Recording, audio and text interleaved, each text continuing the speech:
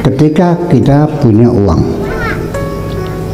lalu didepositokan di bank, haram, katanya begitu. Kredit dari bank haram, deposito haram. Jadi yang tidak haram dari mana? Yang tidak didepositokan tapi disimpan di rumah, di bawah kasur, itu tidak haram. Kalau di bank haram. Begitu enggak? Ternyata apa yang terjadi? Yang dibakar nanti maksudnya yang disimpan di rumah, yang tidak dipakai memutar roda ekonomi, yang freezing, dibekukan hartanya, itu yang bakal dihukum oleh Allah. Kalau deposito, uangnya dipakai untuk memutar roda ekonomi, untuk orang-orang yang perlu kredit. Jadi yang benar mana?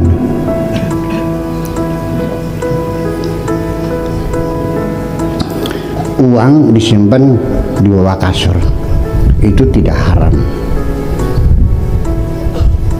Uang ini sangat berbahaya. Kalau rumahnya kebakaran, ludes nggak? Kalau dirampok, ragan nggak? Kalau di deposito bisa dirampok nggak? Nah, uang yang disimpan di rumah dimanfaatkan nggak untuk memutar roda ekonomi? Dibekukan. Kalau di bank dipakai uangnya. Jadi mana yang haram? Silakan belajar lagi aja lah. Ya, belajar lagi yang betul gitu. Aku hanya ingin berbagi kebahagiaan dan tidak menggurui siapapun. Terlalu sulit bagiku untuk menyalahkan siapapun.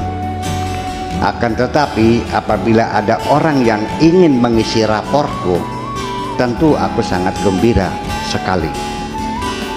Dan kujamin aku tidak akan sakit hati sedikit. Allahumma salli ala sayyidina Muhammadin wa ala alihi wa sahabatihi ajma'in, ma ba'du. Hadirin hadirat rahimakumullah.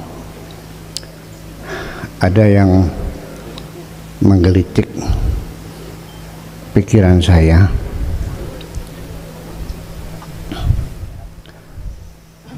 Nanti besok hari Rabu ada simposium internasional tentang tasawuf ya, dan tarekat Mu'tabarah di Pekalongan di bawah asuhan siapa? Habib Lutfi. Insyaallah saya hadir di sana.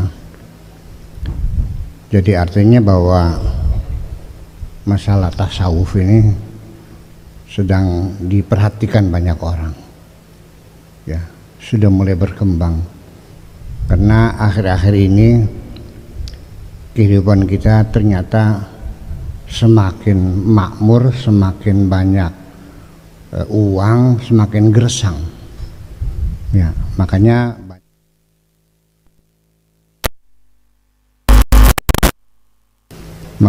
perlu dijelaskan ibu-ibu dan bapak sekalian. Tasawuf itu memang awalnya memang bersumber dari Al-Quran dan Al-Hadis juga.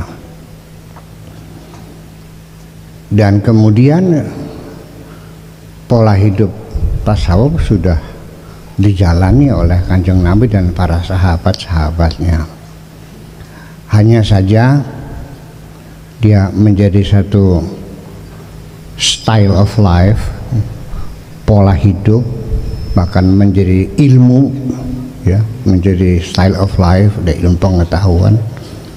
Itu pada abad kedua barangkali oleh Al-Hasan Al-Basri, yaitu pada awalnya pemikiran tasawuf bermula dari tinjauan pola hidup sederhana yang namanya zuhud. Orangnya zahid, jamaknya zuhad, itu orang yang berpola hidup sederhana.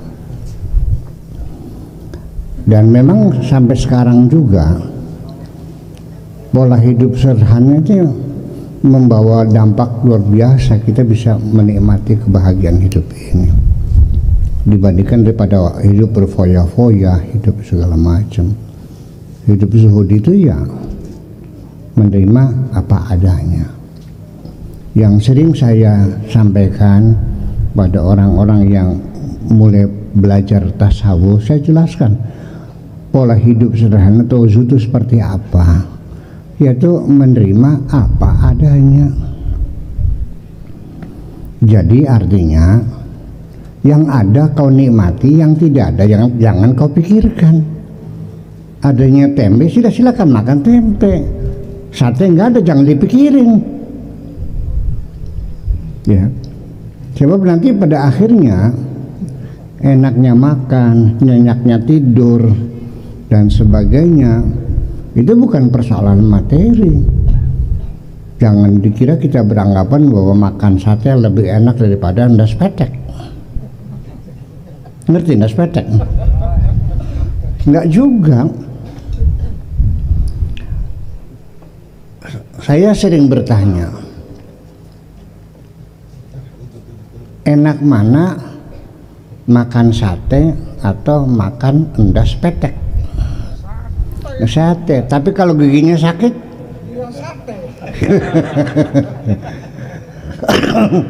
ternyata nggak enak karena giginya sakit. Tapi ketika makannya dengan endas petek, giginya sehat, enak enggak? Enak. Jadi yang enak itu satenya apa giginya yang sehat? Ternyata giginya yang sehat. Itu satu persoalannya. Yang inti adalah kesehatan. Kemudian semua apa saja itu menjadi enak dan nyaman tergantung pada kondisi hati kita sendiri. Tolong perhatikan, ketika kita makan bersama orang-orang yang kita cintai, semua masakannya jadi enak kok. Tapi ketika saya makan dengan kamu yang mukanya nyebelin begini nih, nggak ada yang enak, nggak ada yang enak. Nah itu yang jadi persoalan. Jadi kebahagiaan itu adanya di dalam diri kita sendiri. Jadi kita mengajak pola zuhud itu jangan memaksakan diri hidup sederhana tapi kita menderita. Tidak pola dengan rasionalisasi. Saya ingin menjabarkan tasawuf secara rasional. Dan ketika saya berbicara tasawuf, saya tidak pernah cerita tentang kesaktian kok. Ya, jangan terjebak. Tidak mesti orang sakti itu benar. Betul nggak? Tidak mesti orang sakti itu benar. Banyak orang benar tidak punya kesaktian. Malah banyak juga orang yang sakti nggak benar. Orang bisa ngirim paku ke dalam perut orang, sakti nggak? Dia tukang sihir, bener nggak? Iya, jadi nggak. Ketika kita memperhatikan seseorang benar atau tidak, jangan dikaitkan dengan kesaktian-kesaktian. Itulah sekitar tentang pengertian zuhud, pola hidup sederhana. Jadi artinya ketika rumah kita gubuk atau kita makannya pakai nasi sama tempe saja, nggak ada masalah. Kendaraan kita sepeda yang pedalnya semplak, nggak ada masalah. Ya, asalkan kita menikmati apa yang ada dengan penuh konsentrasi. Andaikan engkau makan dengan tempe saja, nggak ada masalah.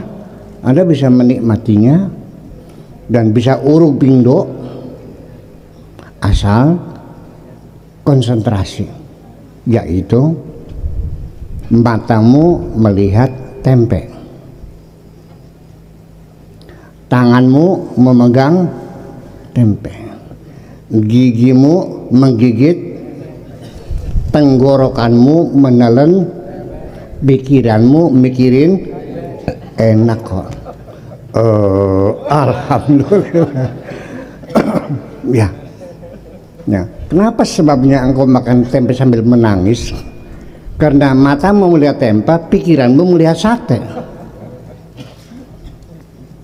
Itu persoalannya.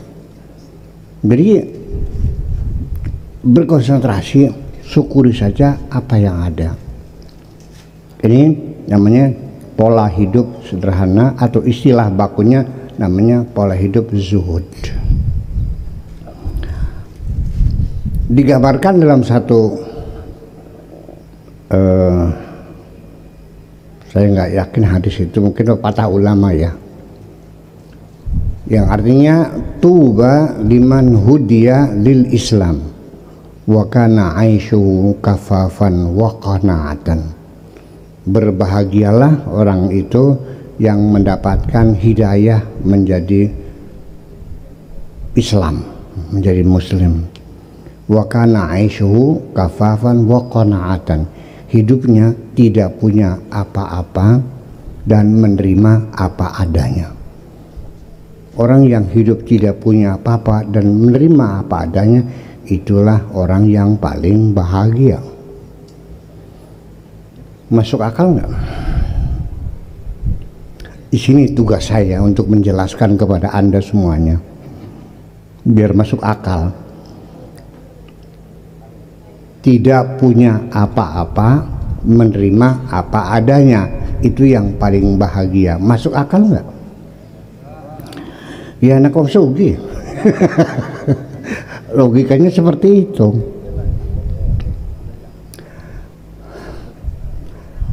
Begini,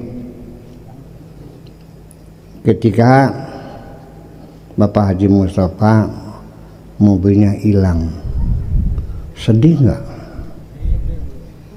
Kenapa sedih? Oh baru. Andai kan mobilnya lama, sedih nggak? Sedih juga.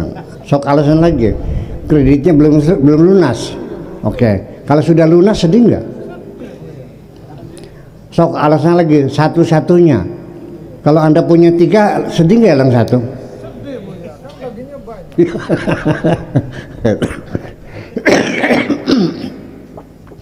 Andekan yang hilang itu mobilnya Pak Camat, Anda sedih nggak?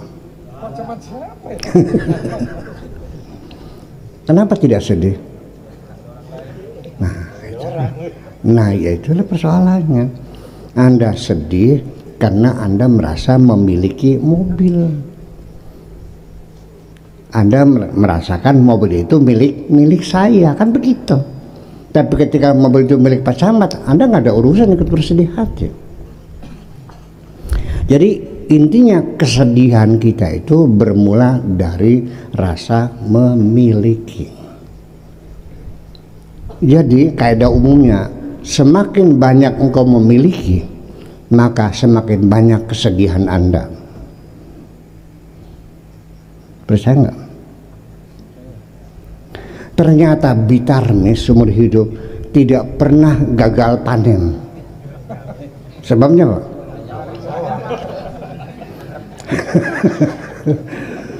Bitarmi nggak pernah bersedih hati ditinggal mati oleh suami. Sebabnya Bitarmi nggak pernah sakit hati didurhakai oleh anak.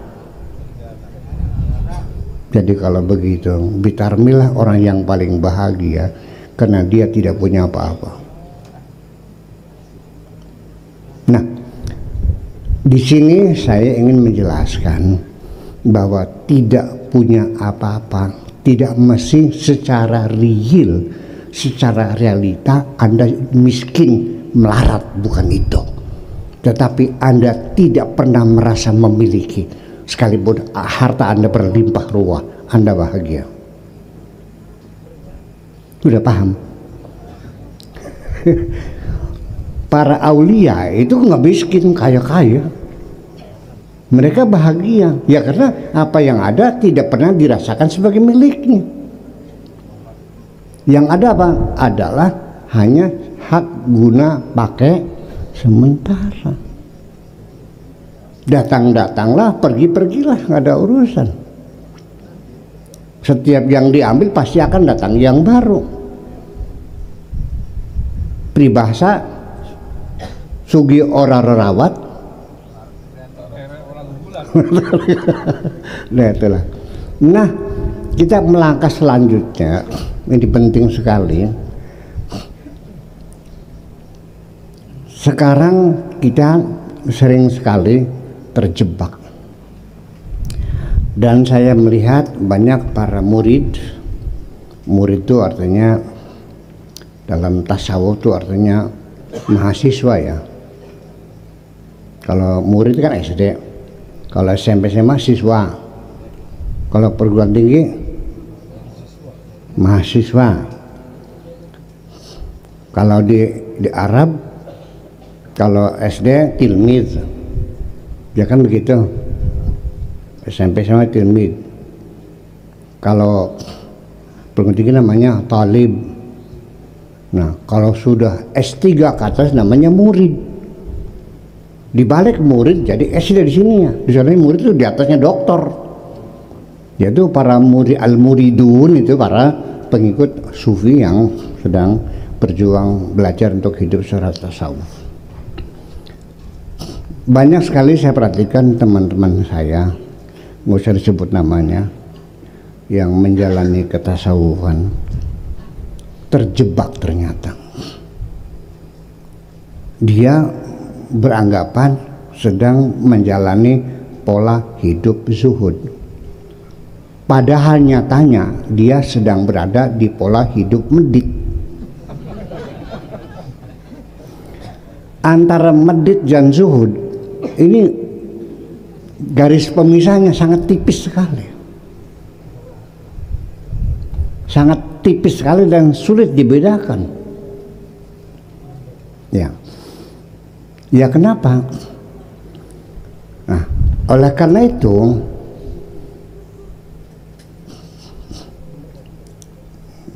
hidup kita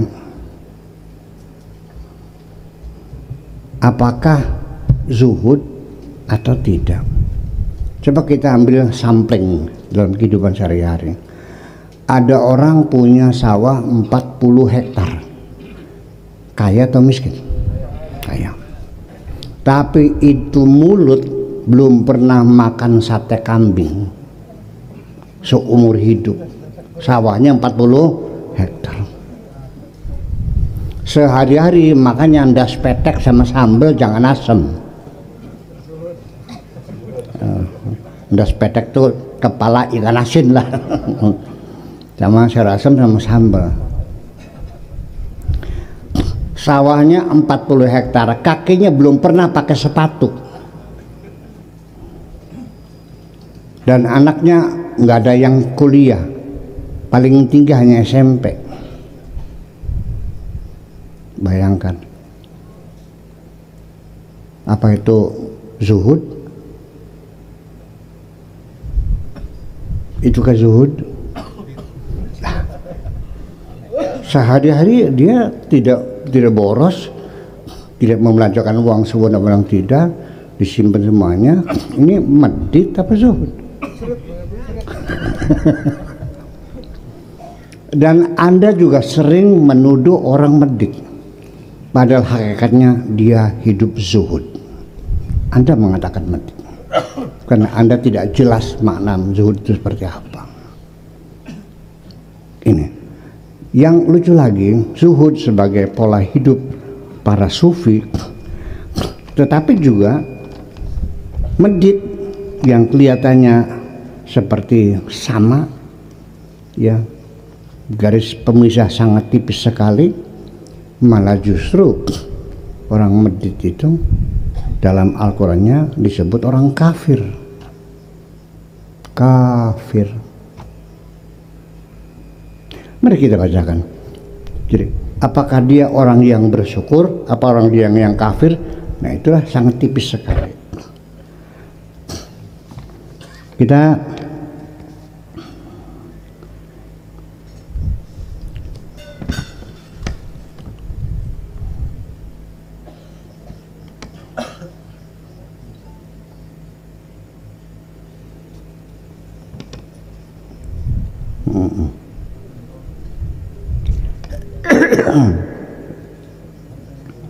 Bismillahirrahmanirrahim. Wala yahsabanna alladzina yabkhuluna bima atahumullah. Janganlah mengira orang-orang yang bakhil terhadap anugerah Allah yang diberikan kepada mereka, ya, min fadlihi, dari anugerah Allah, wa khairan lahum, itu khairan lahum, bahwa itu baik. Jangan dikira orang medit itu benar. Apa dikiranya orang itu baik? Tidak, ya. Bal huwa syarrul lahum, tapi itu medit itu adalah suatu kejahatan bagi diri mereka sendiri, ya. Sayutawaquna bima bakhilu, nanti akan dililitkan kepada mereka apa yang mereka bakhilkan yaumal qiyamati, pada hari kiamat. Walillahi mirathus samawati wal ard, Allah sebagai pewaris langit dan bumi. Wallahu bima ya'maluna khabir, Allah sangat mengetahui apa yang mereka lakukan. Kemudian alladzina yabkhuluna wa ya'muruna an-nasa bil bukhli, orang-orang yang bakhil, kikir, dan menyuruh orang untuk bakhil. Apa yang terbayang dalam pikiran Anda? Orang bakhil dan menyuruh orang ikut bakhil. Bakhil ya gitu cari. Bukan begitu. Datangnya baik sekali. Mas, tolong dong uang itu jangan dihambur-hamburkan, dibelanjakan secara efektif dan efisien. Nanti bagaimana menghadapi hari-hari hitam, kita jatuh sakit, dari mana kita berobat, orang belum tentu menolong kita. Iya, jangan dihambur-hamburkan. Nasihatnya bagus nggak? Ini mengajak medit itu. Gayanya aja seperti itu. Ini ngajak medit. Itu yang terjadi. Jadi ini sangat realistis sekali. Allah menceritakan seperti itu. Kemudian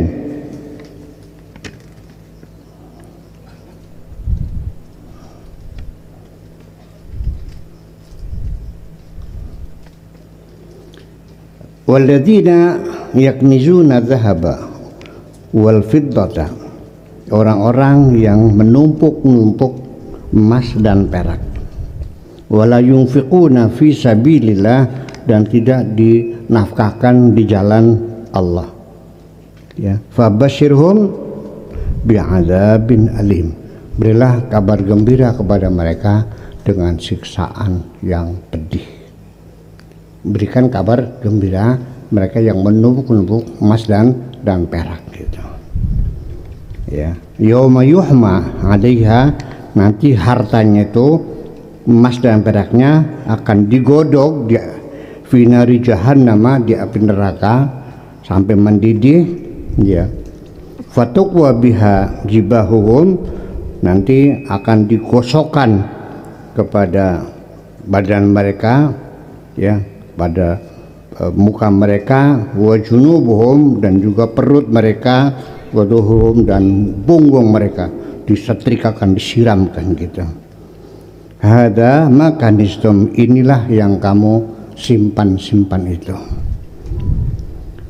iya, li anfusikum, untuk diri kamu. Fadhuqu ma kuntum taknisun, nih cicipilah apa yang kau simpan itu. Ini hukuman keras bagi orang yang kikir menyimpan hartanya. Ini ada masalah lagi, kita bicara bercabang lagi. Ketika kita punya uang lalu didepositokan di bank, haram, katanya begitu. Kredit dari bank haram, deposito haram. Jadi yang tidak haram dari mana? yang tidak didepositokan tapi disimpan di rumah di bawah kasur. Itu tidak haram. Kalau di bank haram. Begitu enggak? Ternyata apa yang terjadi? Yang dibakar nanti maksudnya itu yang disimpan di rumah, yang tidak dipakai memutar roda ekonomi, yang freezing, dibekukan hartanya, itu yang bakal dihukum oleh Allah. Kalau deposito uangnya dipakai untuk memutar roda ekonomi, untuk orang-orang yang perlu kredit. Jadi yang benar mana?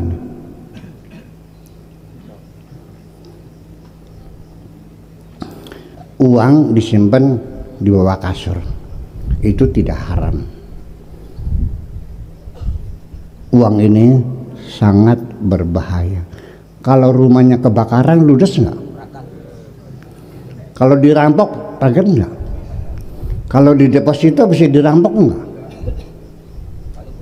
Nah, uang yang disimpan di rumah dimanfaatkan nggak untuk memutar roda ekonomi? Dibekukan. Kalau di bank dipakai nggak uangnya? Jadi mana yang haram? Silakan belajar lagi aja lah. Ya, belajar lagi yang betul gitu. Ini jadi persoalannya. Aneh kan jadinya.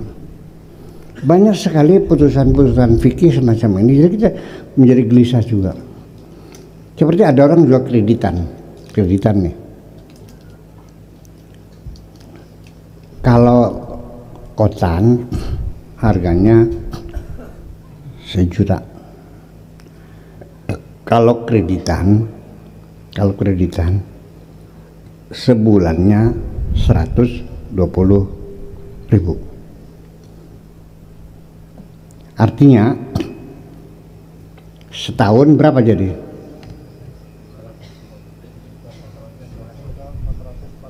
Nah, jadi berapa sisanya? Itu haram karena dua harga. Di mana dua harganya? Kalau kredit kontan 1 juta. Kalau kredit itu setiap bulan 120.000. Kredit satu harga, kontan satu harga. Di mana dua harga? Nggak paham saya nih. Ya, jadi akhirnya yang usaha kreditan berat ya akhirnya kan, jadi haram dia. Ya, nah itu, jadi artinya bahwa Bapak sekalian, kemudian juga ayat yang lainnya dalam kita menafkahkan juga ada namanya jalan tengah tawassut ya. Wala tajal yadaka maglulatan ila unuqika, jangan kau jadikan tanganmu terbelenggu di atas kudukmu saking medite sampai di ikat ke leher kamu. Wala tabsudha kullal basti, dan jangan terbuka, jangan medit pisan aja boros pisan, yang setengah-tengah ini.